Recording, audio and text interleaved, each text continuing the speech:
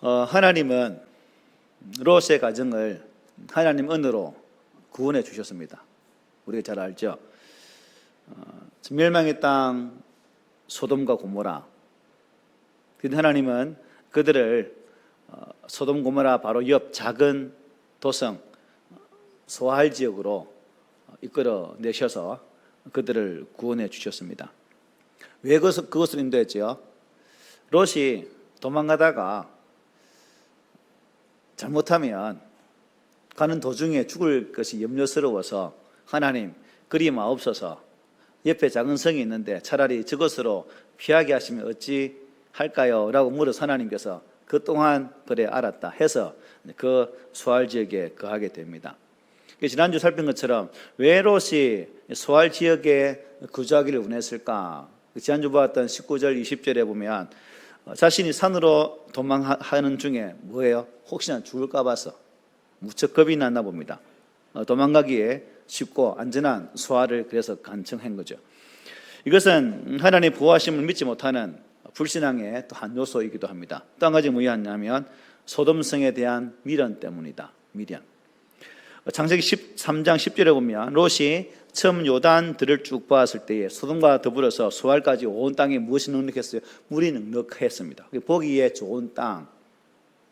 어찌 보면 롯의 마음속에는 내가 지금 소돔 고모라 땅을 향해 가지만 장차 삼척 소알 지역도 한 번쯤 살아보암직한 그런 곳인데 아마 그런 마음이 안 있었겠어요? 우리도 살다 보면 사는 유치 이곳인데 내 언젠가는 저곳에서 한번 살아보고 싶다라는 마음이 있는 것처럼 아마 롯에게도 그런 마음이 있을 것 같아요. 그래서 도망을 가는 중에 이제 저곳을 피해서 한번 내 인생을 펼쳐볼까? 라는 의도에서 아마 하나님 차라리 소알로 가게 해 주십시오 라고 말하지 않았을까.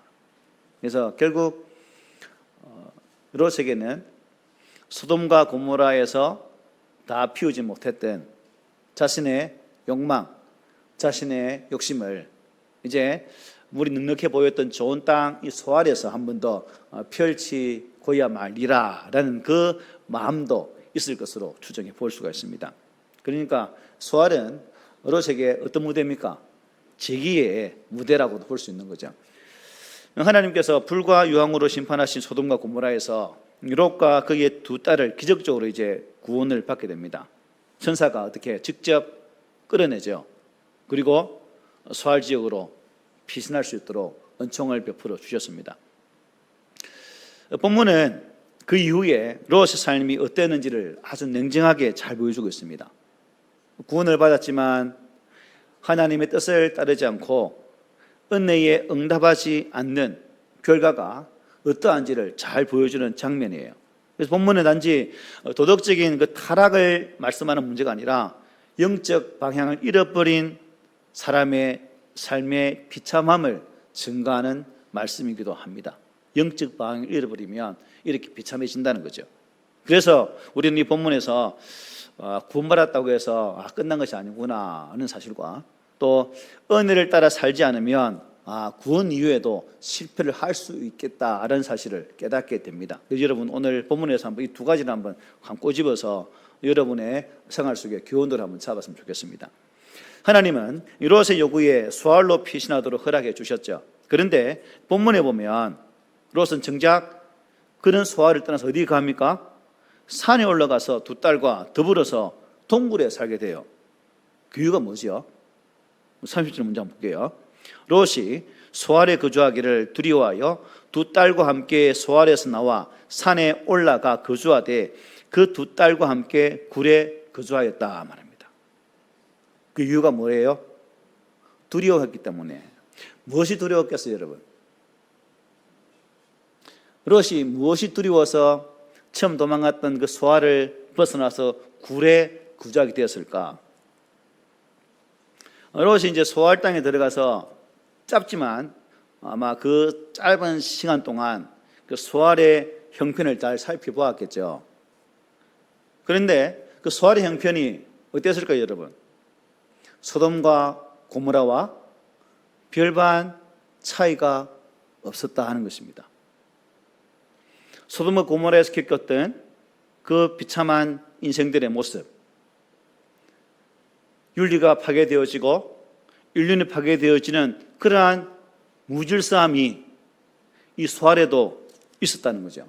그냥 소돔과 고모라 똑같은 현상이 이 땅에도 있었다는 거예요. 그러니까 불현듯 롯의 마음속에 두려움이 몰려온 거예요. 왜? 혹시 이 소알도 소돔과 고모라처럼 멸망당하지 않아야 할까라는 근심이 탁 몰려오니까 무서운 거예요. 그래서 그 무서움의 자리를 피하기 위해서 동굴로 굴로 아마 피신하지 않았을까라는 생각을 가져봅니다. 여러분, 하나님이 롯의 간청을 듣고 원래는 어디 가야 돼요? 원래는 굴에 가야 돼요, 그죠? 그런데 지가 원해가지고 그곳에 보내었더니 이제 두려워서 그곳을 벗어나서 다시금 굴로 가게 되는 그런 모습을 보게 됩니다. 여기서 왜 하나님이 롯의 간청을 들어주어서 소알로 가게 했을까라는 질문도 한번 가지고 필요가 있겠죠. 왜 여러분 하나님이 그 간청을 들어서 롯의 가정을 소알 지역에 거주할 수 있도록 은혜를 부렸을까? 왜 그런 것 같아요? 네?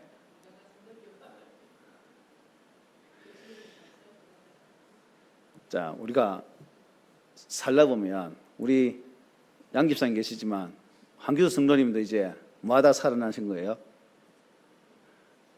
큰 고통 중에 회복됐잖아요. 바로 그겁니다.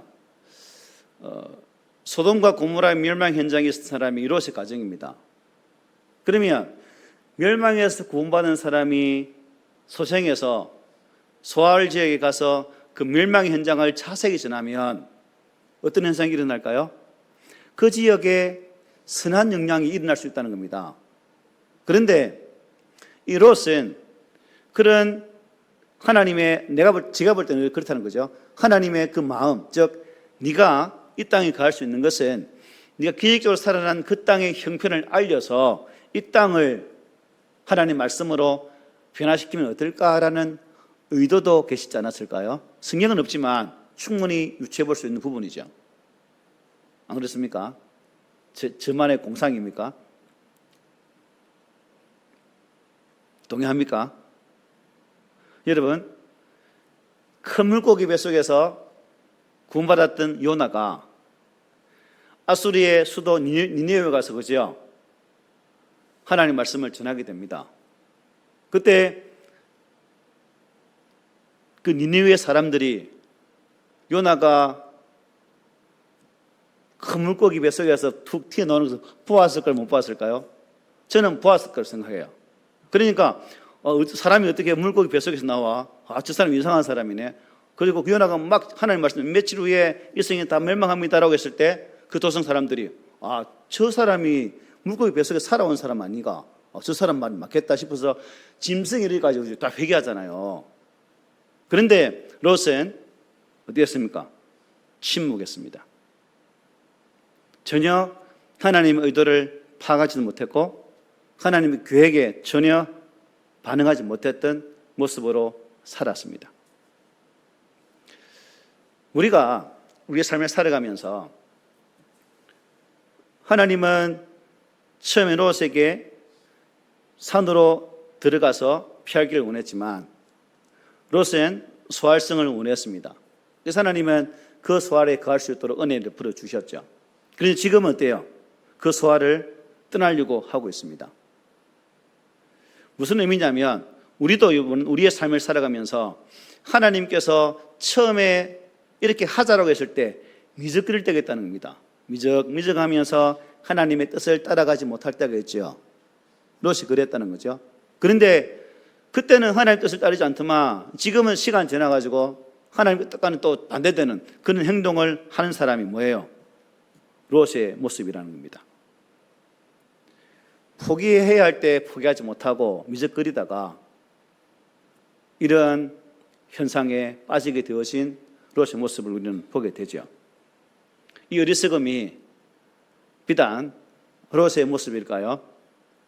오늘 우리들의 모습이기도 하죠. 우리도 하나님께서 첫 말씀 주실 때 이렇게 해라고 증가하지만 하나님, 내가 볼 때는 이렇게 해도 될 것 같은데요. 이 방법 한번 써볼게요. 하나님 잠시 기다려 보십시오. 라고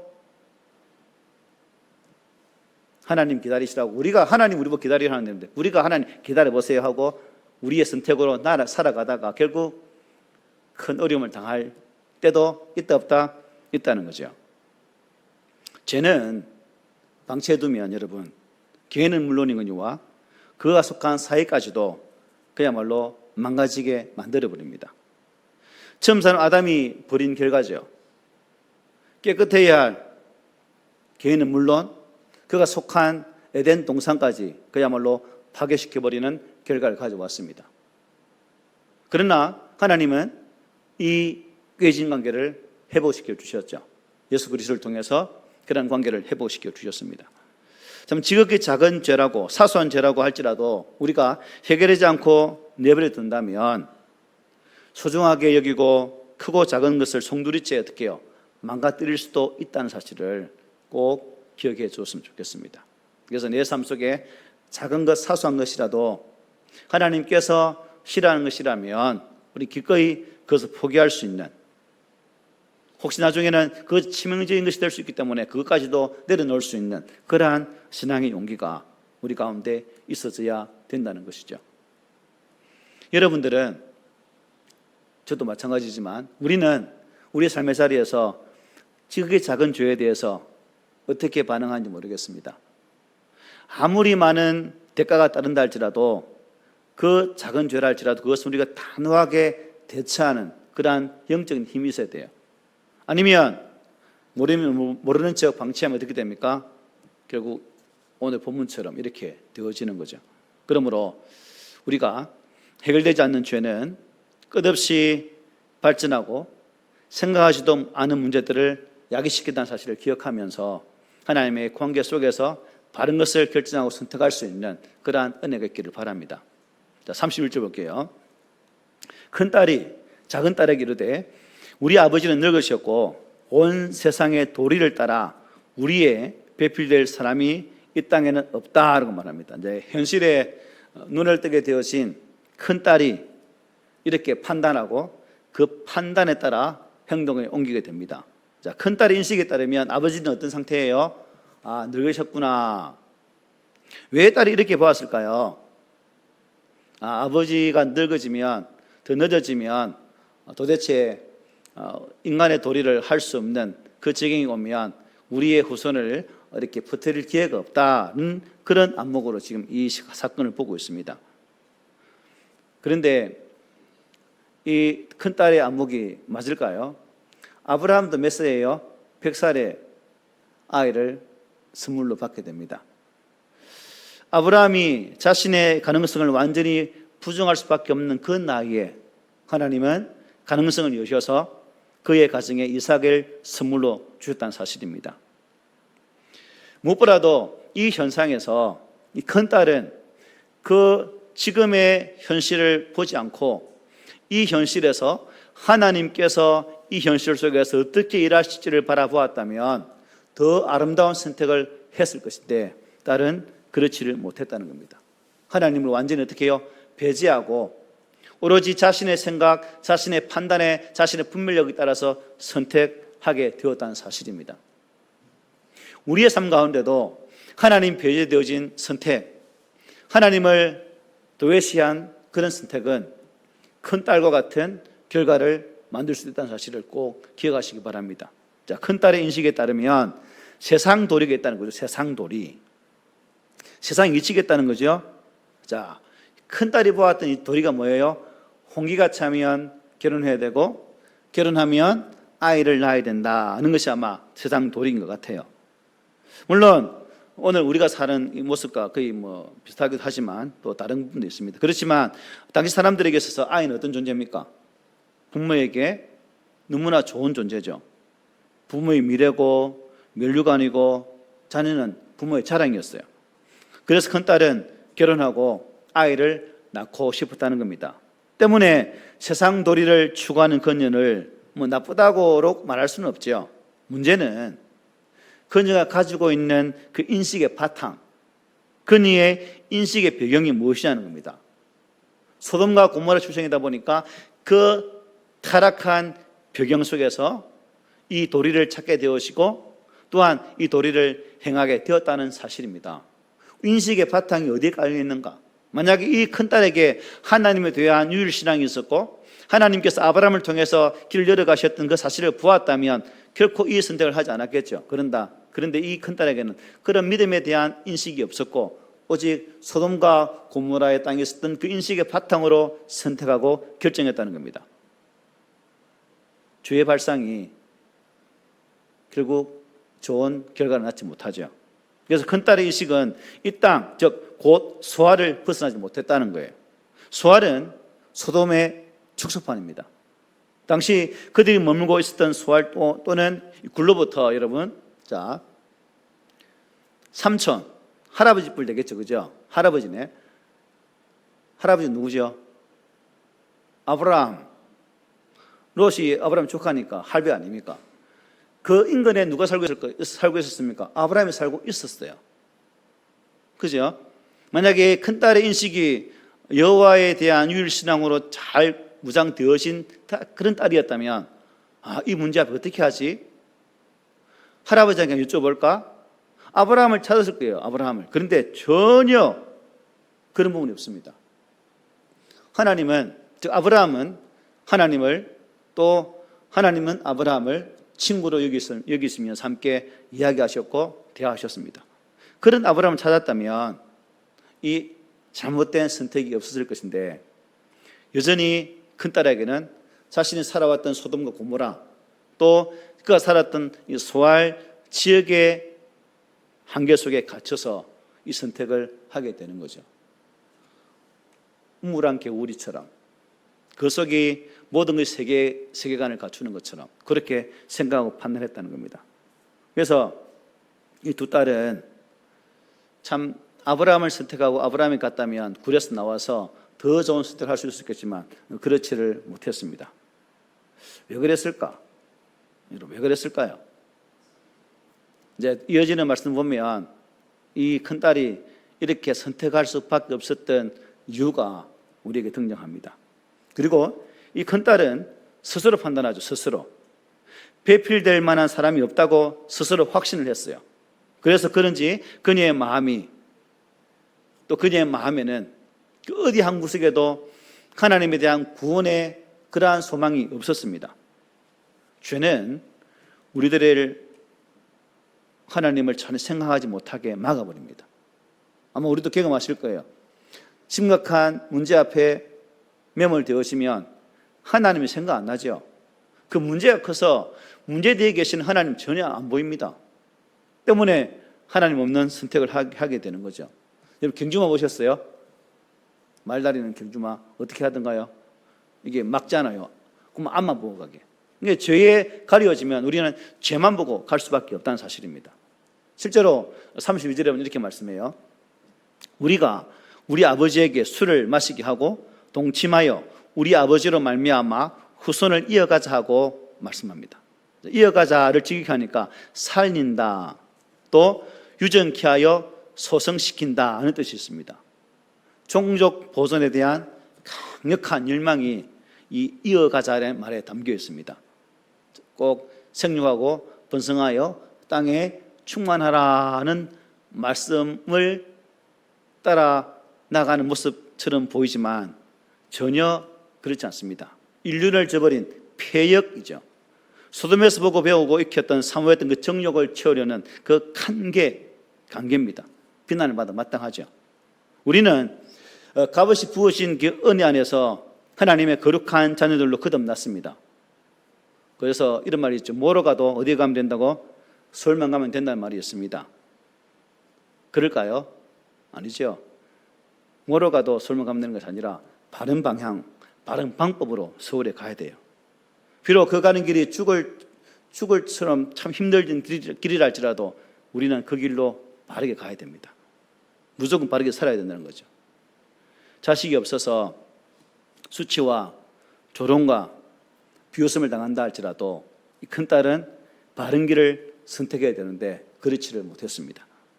비난마땅한 이 필연적 이 판단, 이 선택이 어떻게 펼쳐지는지 우리 그 현장을 한번 가봅시다.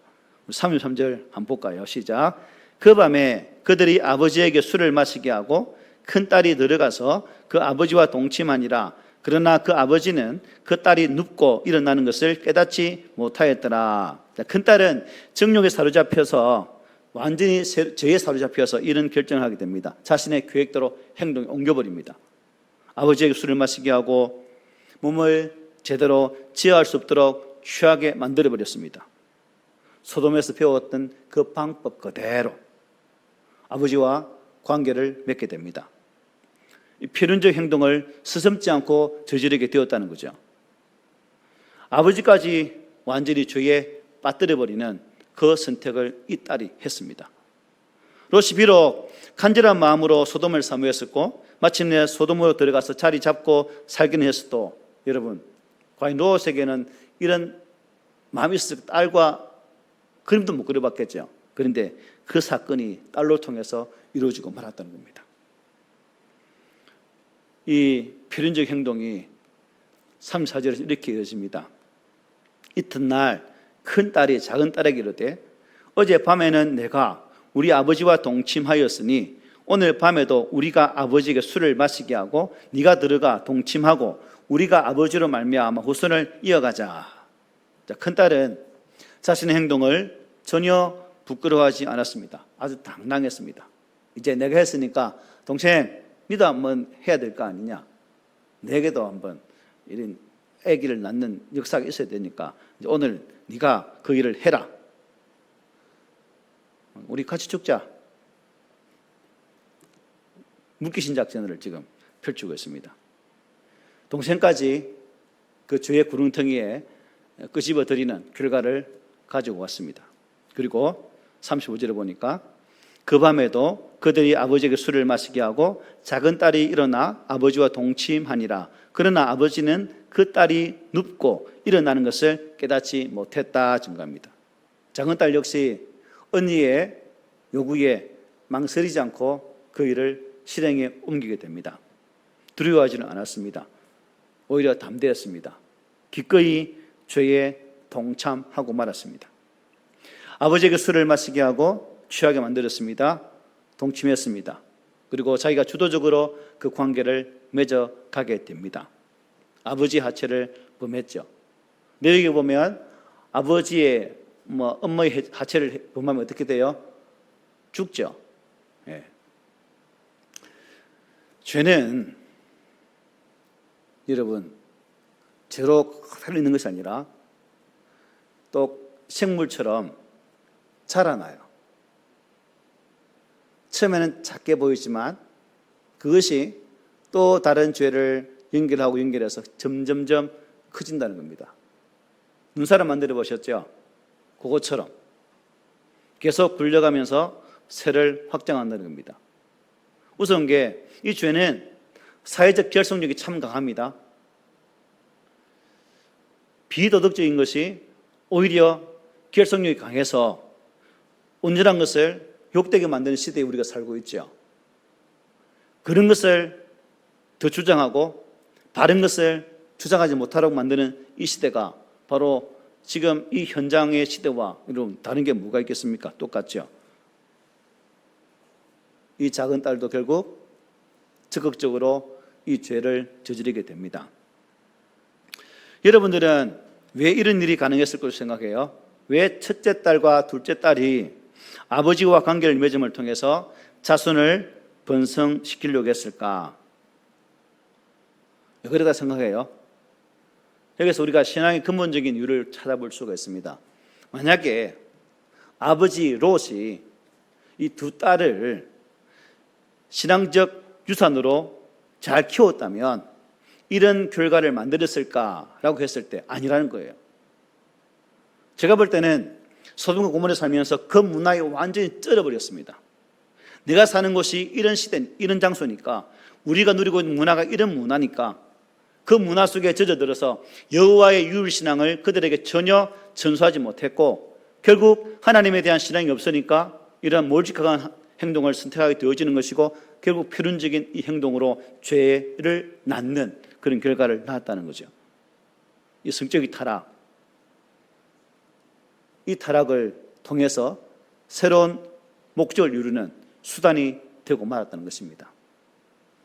여러분, 특히 부모님의 영적 리더십이 여러분 가정마다 실종되면 이와 같은 현상이 벌어질 수 있습니다. 신앙의 전수가 끊어진 가정은 기준이 없는 판단과 잘못된 선택을 반복할 수밖에 없다는 거예요. 부모 신앙이 제대로 세워지고 부모가 자녀들에게 분명한 신앙적 방향성을 제시하지 못하면 롯의 가정처럼 충분히 이렇게 될 수 있다는 사실을 우리는 이 시대에 꼭 기억해야 될 영적 숙제가 아니겠습니까? 부모의 신앙은 자녀의 세계관에 결정적인 영향을 미친다는 것, 우리 교회 성도들이 꼭 기억했으면 좋겠습니다. 많은 자녀들이, 많은 세상의 사람들이 그 길을 가는 것은 괜찮아요. 하지만 믿음의 자녀들만큼은 바른 신앙적 가치관 속에서 성경적 세계관으로 무장되어지고 이 시대 속에서 믿는 사람으로서의 족적을, 발걸음을 남겨야 되지 않겠습니까?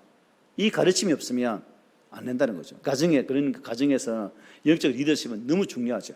그래서 우리 성도들의 가정에 영적 리더십이 잘 회복되었으면 좋겠어요. 36절 봅니다. 저들의 소망대로 되었습니다. 롯의 두 딸이 아버지로 말미암아 임신하였다 말씀하죠. 딸들은 임신했습니다. 임신은 재해 결과니까 부끄러운 일이죠. 조롱을 받아 마땅한 일입니다. 절대로 있어서는 안 될 일이 지금 벌어진 겁니다. 동시에 이것은 또 경고이기도 하죠. 저와 여러분 때문에 나타나고 있는 결과들이 무엇인지 한번 돌아볼 수 있는 기회죠. 나 때문에 혹시 이 두 딸이 만들어낸 이 사단 혹시 없을까도 한번 살펴봐야 되는 겁니다. 그래서 마지막 37, 38절에는 이렇게 이제 두 딸을 통해서 난 아이의 이름이 나옵니다. 큰 딸은 아들을 낳아 이름을 모압이라 하였으니 오늘날 모압의 조상이요 작은 딸도 아들을 낳아 이름을 베냐민이라 하였으니 오늘날 암몬 자손의 조상이었더라. 여러분, 모압, 암몬 어떤 자들입니까? 죽도록 이스라엘 민족을 괴롭히는 민족입니다. 그야말로 여러분 치아가 아플 때 이빨을 상하면 그 고통이 어때요? 너무 힘들잖아요. 이게 꽂혀있는 게 빼지도 못하고 계속 통증을 주는 것처럼 그 통증을 준 민족이 이 두 민족이에요. 만약에 큰 딸과 둘째 딸이 또 롯의 참 신앙적 리더십에 살아있었다면 이런 이스라엘 백성들에게 고통을 주었을까요? 아니겠죠. 전혀 그런 비극이 없었을 것입니다. 그런데 이런 비극적인 결과가 탄생하게 되었다는 거죠. 결국 오늘의 죄는 내일의 큰 고통을 가져오게 된다는 사실을 깨닫게 됩니다. 지금은 작은 누뭉치에 불과하지만 이 작은 누뭉치가 조금씩 굴러가면 나중에는 감당치 못하는 그 죄의 덩어리가 되어서 우리 또한 그 누뭉치에 파묻혀서 굴러갈 수밖에 없는 그런 때가 올 수 있다는 사실이죠. 분명히 기억하십시오. 죄를 짓지 않고 산다는 건 쉽지 않지만 하지만 우리는 이 죄 가운데서 그 죄와 싸워서 비록 승리하지 못할지라도 부단히 싸우는 그 힘이 있어야 된다는 거죠. 아이고, 내 힘 없으니까 그래, 네가 이겨라. 네 종이 되어 살 게가 아니라 계속 싸워야 돼. 싸우면서 우리는 이겨나가야 됩니다. 그리고 그 죄의 본질과 맞서 싸우면서 예수 안에 있는 생명의 가치를 드러낼 수 있는 삶으로 나아가는 것이 우리 예수 믿는 자의 삶인 거예요. 여러분, 우리의 가정을 한번 살펴봅시다. 그리고 내 가정이 시간이 흘러서 많은 시간 이후에도 내 가정 안에 하나님의 구원의 은혜의 물줄기가 잘 흘러가고 있을지 한번 잘 살펴봅시다. 저 여러분들은 왕같은 제사장입니다. 그리고 택하신 족속으로서 주님의 거룩한 은혜로 우리의 가정을 세울 거룩한 제사장들입니다.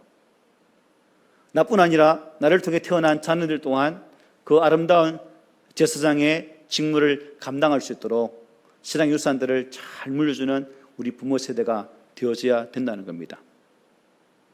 나의 잘못된 선택으로 우리의 가정이 믿음에서 산상조각나는 그러한 가정이 아니라 나의 겸비되어진 신앙으로 나의 가정을 하나님께서 기뻐하시는 그런 가정으로 세워가는 은혜가 우리 교회 가정들 속에 있어져야 되지 않겠습니까?